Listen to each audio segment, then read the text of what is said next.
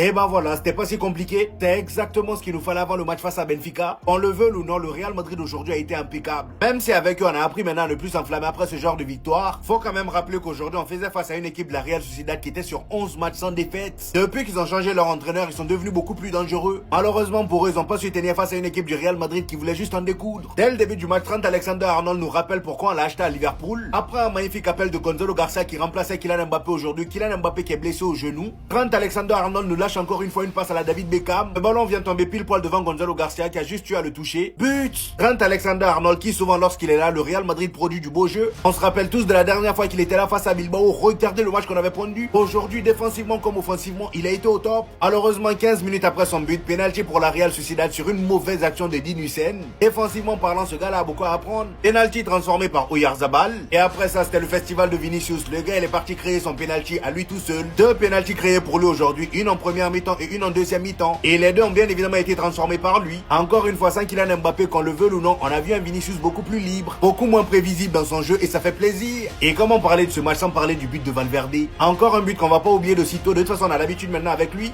Car moi-même, Arbeloa était sous le choc. Le gros problème de ce Real Madrid là aujourd'hui reste défensif. Parce que malgré le bon match, si on défend de la même manière qu'on a défendu aujourd'hui face à Benfica, on va se faire tuer. Et c'est ça, moi, mon inquiétude. On était un peu trop passif. Face à une équipe comme Benfica qui va vite devant, on n'aura pas le temps de les regarder dans les yeux. Voilà les amis, c'était tout pour aujourd'hui. J'espère que vous avez kiffé la vidéo. Donnez-moi vos avis en commentaire aussi sur les informations. N'oubliez pas le petit pouce bleu qui fait toujours plaisir. Ici, pour ceux qui ne savent pas, on fait des vidéos débriefs des matchs du FC Barcelone et du Real Madrid. Et quand il n'y a pas de match, on fait des vidéos actualités. Voilà, donc abonnez-vous pour ne rien rater. Et on se dit au prochain épisode les gars.